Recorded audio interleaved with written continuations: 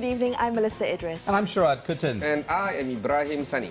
Welcome to Consider This, the show where we want you to consider and then reconsider the news, not just of the day, but also of the year and also of the decade.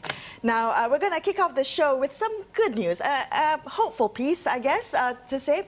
One of the more productive things we've done this year is to lower the voting age to 18. Now, while the debate around the issue was somewhat nonsensical, I think this really was a boost for Malaysians to see that the people who want change is coming from the younger people, and they are ready to put, I guess, their words into action.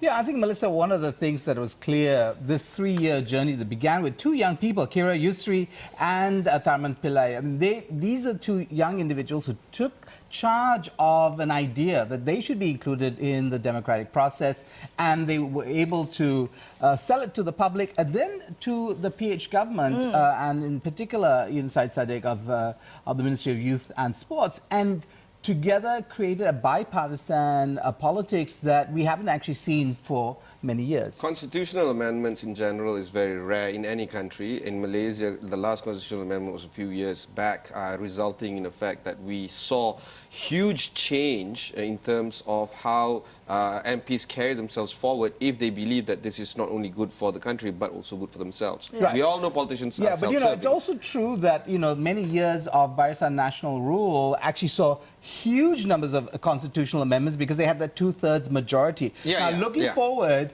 will any government of the day have that 2/3 majority, which they can basically bulldoze any kinds of legislation through? Maybe no longer. Well, this is the new normal that we want. We have to get used to the idea of, if you don't have a majority, then you need to be able to debate your ideas, convince the other side, get the buy-in of the public. But I kind of want to go back to the Undi 18 thing, because this year was a huge deal for lowering the voting age. But next year, I suspect, is going to be where we implement it. We see these small changes, the real constitutional reform, and I wonder what that will do to the voting landscape. This is unprecedented, guys. It's going to be unprecedented. But, looking into the horizon, IPCMC is going to be a big deal. Sure. Many other reforms are also on the table. And we look at the voting structure of the parliament, 62% is actually held by Pakatan plus Warisan and UPCO, 18% is by UMNO, MIC and MCA, and the rest, including GPS and PAS and everything else, 19%, which is slightly more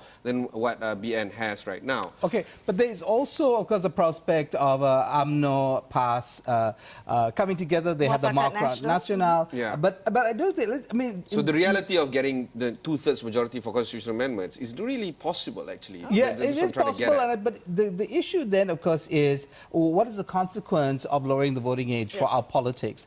Plus, the fact that we know that's coming online are proposals for a change in the electoral system from first past the post to a mixed proportional party list system. That is going to really blow what the policies we've had for many decades out of the water and create a new dynamic. And nobody really knows what that is. It could be positive for all sides, depending on how they play their cards. I kind of want to bring out something that we've been talking about throughout the year, and that's been the communication strategy of Pakatan Harapan. Not just Pakatan Harapan, but of the reform, the policy reform, the legislation reform, and the, I guess, institutional reform agenda, right?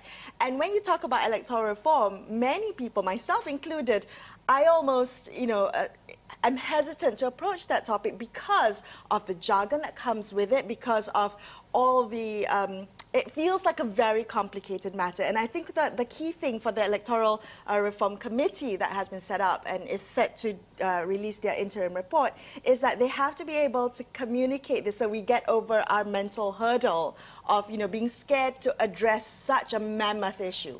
But I must say, many countries have done it, and incremental, small baby steps, right? Remember when we interviewed Tan Sri Rashid, who heads the Reform Committee? I actually did some research, and many countries like New Zealand, Canada, that have these kinds of changes, like us, moving from first past the post to mixed proportional party list system, is that they create these little videos, and actually, it's very simple. If you get past the names, the jargon. Yeah. actually, the principles are very simple to absorb. I think we want to aspire to have proportional votes, but there are still some baby steps that we need to overcome, Sure. at least particularly first past the post system that we have right now. This is because 60 years we've been enveloped in this particular dogma where people are being segregated by race, gerrymandering to a large degree. Think about it, right? Subang has 140,000 voters, and then a place like Labuan only has 20,000, Putrajaya has about 10,000. That doesn't make sense.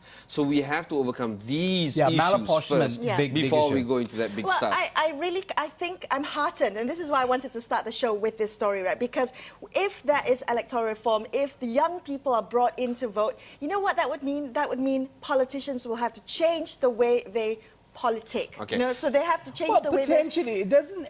I don't think youth equals progressive politics. I think that equation we need to throw out the window. That's fair. That's a fake Because assumption, I have to there say. are many different types of young people, and they all have their different ideologies. Maybe they're less formed, and therefore you can shape them in in a direction that is positive for the country.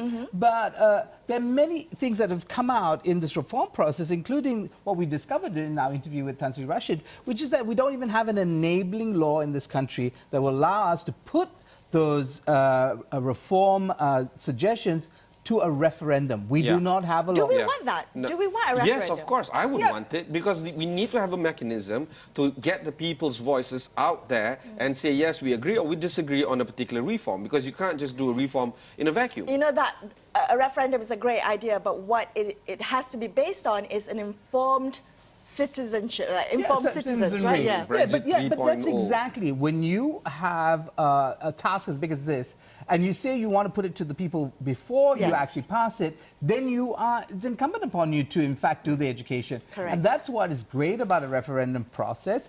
Doesn't look likely because, again, we don't have the enabling laws. Sorry, we just want to look at the numbers. We have about 13 registered voters right now. With this new law in place, we're looking at 5 new voters coming into... 5 million? 5 million new More. voters coming to the process from now until 2023, which is the Wow. expected GE. So we're looking at 18 million Malaysians going to be able to vote if they so choose to. For the first time, right? For the first time. No, for the first time it will be about 5 million. 5 million. But we're looking at 18 million being able to be switched on into the democratic process of the country. Amazing. So that's something to look forward to. But after this on the show, we're going to be taking a closer look at the many milestone anniversaries that we marked in 2019. Make sure you stay tuned to consider this. We'll be right back.